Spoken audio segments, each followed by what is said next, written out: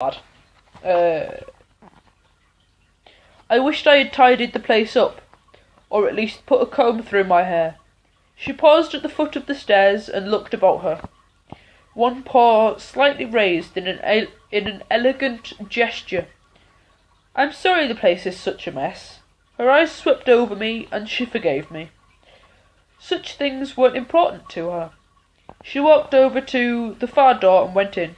This must be the drawing room. Yes. We had spent a lot of money on this room, and we were very proud of it. I could do things with this. She was small and delicate, but seemed to be wearing high heels.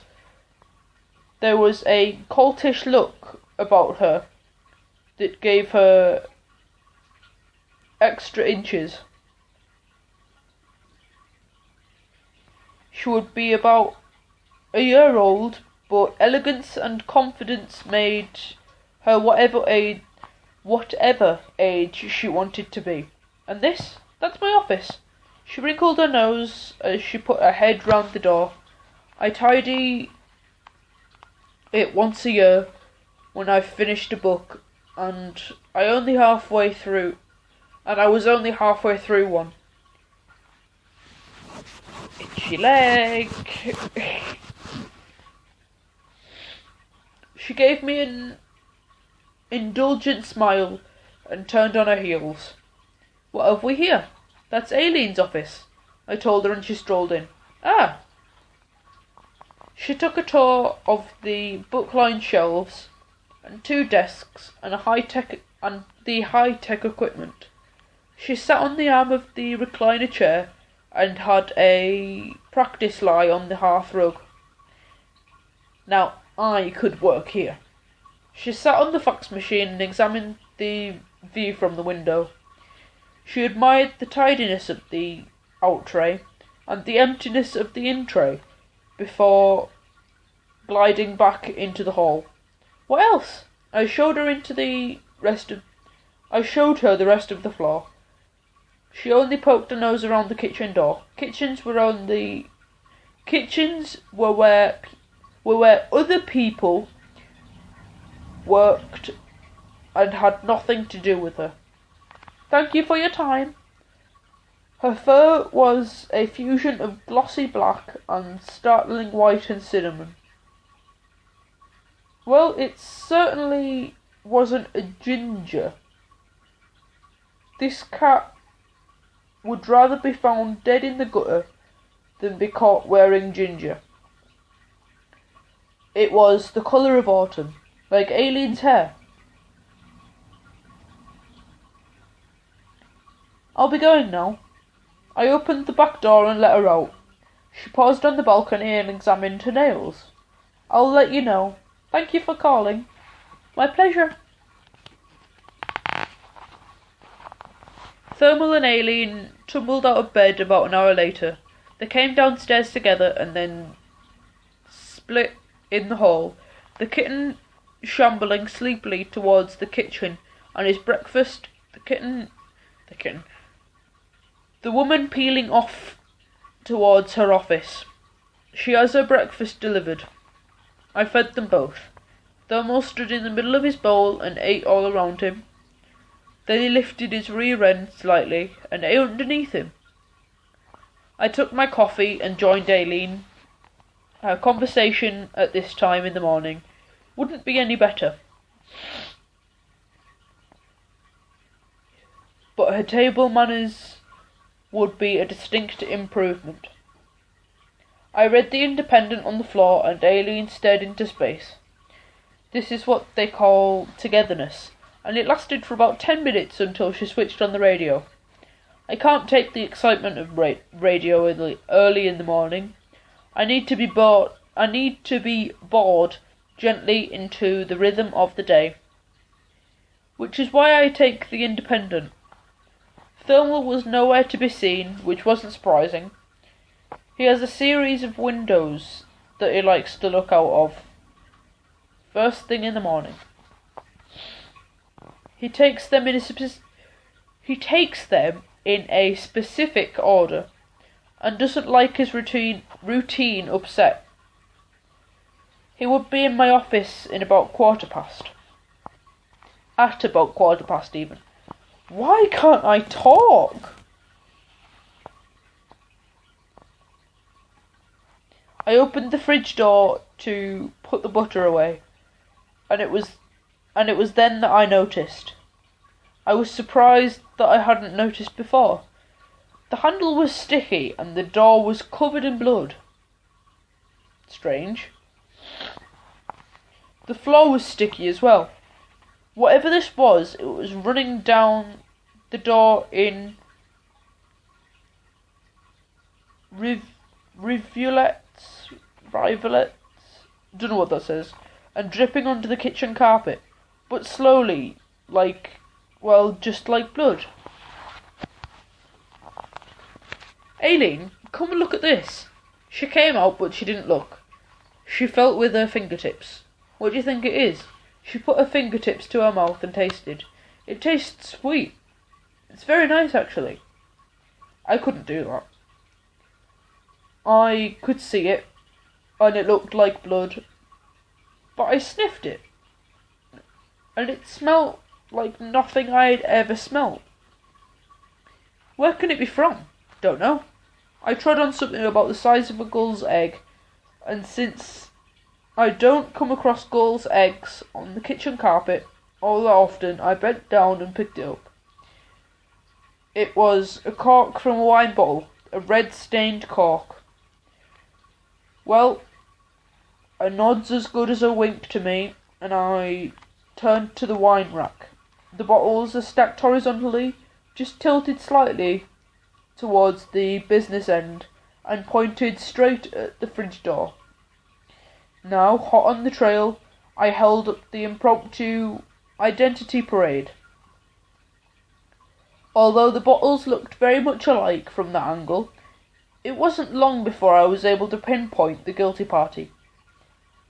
It was cowering on the bottom rack with its mouth wide open, blood still dripping from its fangs. I pulled it, kicking and screaming, out of the lineup and arrested it. It was a Damson 1986, the most violent of all the homemade wines.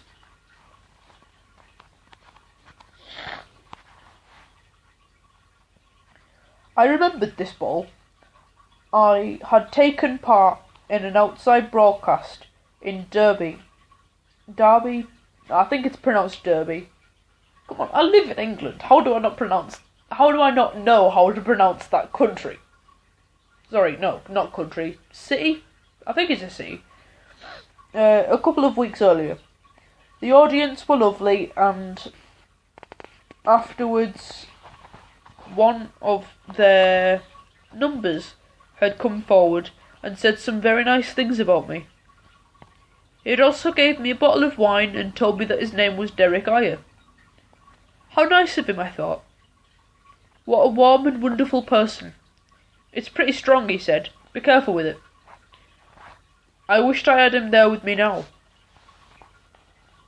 I had the cork in one hand, and if I had Deric in the other, there would be no prizes for guessing what I would have done with the cork. I cleaned up the mess and made to throw the bottle away.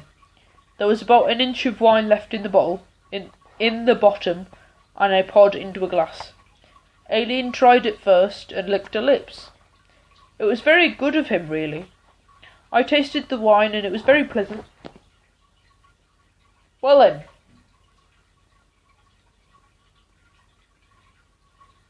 Are you gonna just stand there? I'd rather you stopped flicking your tail. Can you not... What is the... Oh, it's the fur and whatever that is. Well, rip now. Oh, it's the bookmark. It doesn't really matter. Right, sit there and don't move or or anything, because I've nearly finished this chapter. Right then.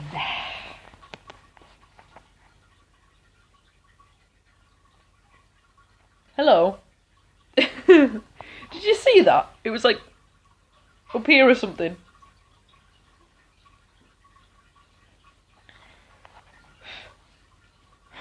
Cat hair on me now.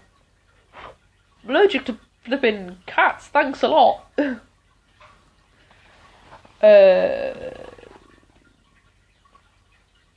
I tasted the wine and it was very pleasant. I began to wish I had licked the fridge door and the carpet. Yes, it was. We drank a toast to him. He wasn't to know that they were exploding damsons. Are you just getting comfortable? Okay. Unless, of course, he was a member of the IRA and was planning to claim responsibility afterwards. I worked all morning, rereading the pages I had written yesterday. Stop leaning forwards, you're making me feel like you're going to jump over again. I hadn't slept very well that night. No, I hadn't slept very well the night before for worrying about them, and now I could see why. They didn't work, and so I took a deep breath, pressed the cut key on the Amstrad, and they disappeared from my life forever. I read back even further and scraped another 3 pages. Sorry, no, scrapped another 3 pages. Jesus Christ, it's almost half an hour long. I was now back to where I had started out last Wednesday morning. They say that the ability to be so ruthless is the mark of the true professional. It could also denote a singular lack of talent. Aileen had been on the phone all morning, talking to her agent, her publishers, the gas board, and practically everybody in West Yorkshire. She loves her phone. She isn't blind when she's on the end of the telephone line. It's a great equaliser. It's more than that. She has the advantage because she can read your voice as effectively as a graphologist will read your handwriting. She shouted to me. She shouted to me, and I went to see what she wanted. Hello, fly. Piss off.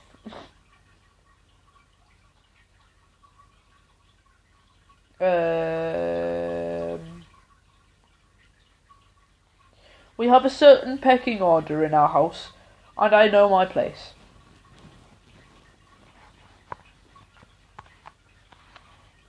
Have you seen Thermal? No, not since breakfast. This was serious.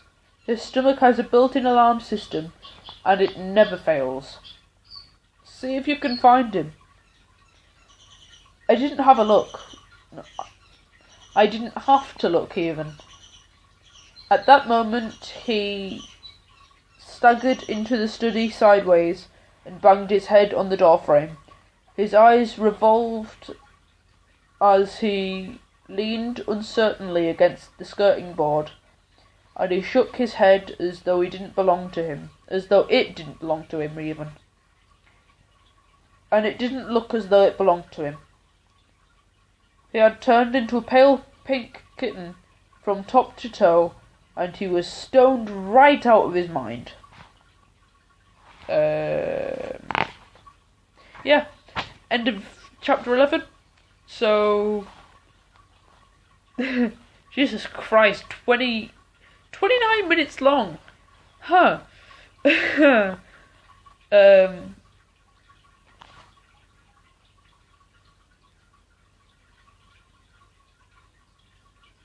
But, yeah. Oh, I just got a message. But yeah, if you'd like me to read anything after this, then just go ahead and tell me in the comments. I guess that's it, so I'll see you later.